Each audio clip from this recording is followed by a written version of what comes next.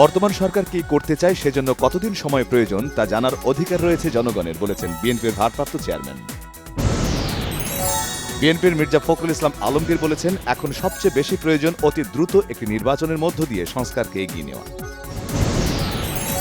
সমঝোতার মাধ্যমে চাঁদাবাজির কারণে কমছে না নিত্যপণ্যের দাম, বলেছেন অর্থ উপদেষ্টা সালেউদ্দিন আহমেদ। সিপিডির সম্মানীয় ফেলো ডক্টর দেবপ্রিয় ভট্টাচার্য বলেন, অর্থনৈতিক স্বস্তি আর সুরক্ষা না পেলে সংস্কারের ধৈর্য থাকবে না মানুষের। রোহিঙ্গা প্রত্যাবাসনে পূর্ব তিমুরের ভূমিকা প্রত্যাশা প্রধান উপদেষ্টা। ম্যান্ডেলা, গান্ধী, চে গুয়েভারার মতো ব্যক্তিত্ব ডক্টর ইউনুস, বলেছেন president Ramos Horta. Sheikh Hasina, Sajeeb Wazed Joy ও টিউলিপ সিদ্দিকির বিরুদ্ধে রূপপুর পারমাণবিক বিদ্যুৎ কেন্দ্রে দুর্নীতির অভিযোগ তদন্তে দুদকের নিষ্ক্রিয়তা নিয়ে হাইকোর্টের রুল জারি। উচ্চ আদালতে ফ্যাসিবাদের দোসর বিচারপতিদের বিরুদ্ধে সুপ্রিম জুডিশিয়াল কাউন্সিলের তদন্ত শেষ। বিডিআর হত্যাকাণ্ড নিয়ে দুটি মামলা আপিল বিভাগে বিচারাধীন থাকায় আপাতত কমিশন গঠনের সিদ্ধান্ত থেকে সরকার সরে এসেছে, হাইকোর্টকে জানিয়েছে স্বরাষ্ট্র মন্ত্রণালয়। সরকারি কর্মকর্তা কর্মচারীদের মহার্ঘ ভাতা দেওয়ার সিদ্ধান্ত নিয়েছে সরকার, জানিয়েছেন জনপ্রশাসন সচিব ডক্টর মোখলেসুর রহমান। হজের জন্য সৌদি আরব 1,27,198 জনের কোটা দিলেও নিবন্ধন করেছেন মাত্র 56,000 জন। আগামীকাল মহান বিজয় দিবস। শ্রদ্ধা ভালোবাসায় দেশের শ্রেষ্ঠ সন্তানদের স্মরণ করবে জাতি।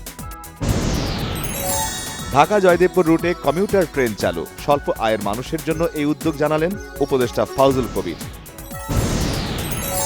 ঢাকা চট্টগ্রাম মহাসড়কের কুমিল্লার 14 গ্রামে একটি বাস নিয়ন্ত্রণ হারিয়ে 3 যাত্রী নিহত, আহত অন্তত 12 জন। ব্রাহ্মণবাড়িয়ার বিজয়নগরে ইসলামী বক্তা মুফতি গিয়াসউদ্দিন তাহেরীকে গ্রেফতার করতে গিয়ে 6 পুলিশ সদস্য আহত।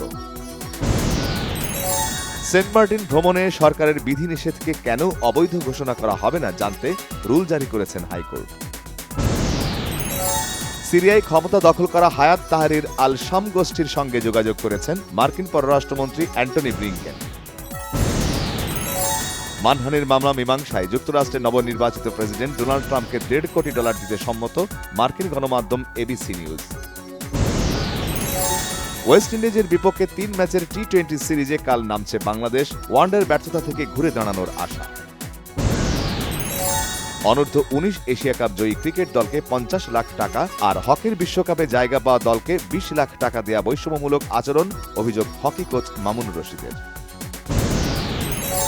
সৌদি আরবের জেদ্দায় রেড সি ফেস্টিভ্যালে সেরা চলচ্চিত্রের পুরস্কার পেল তিউনিসীয় সিনেমা রেড পাথ।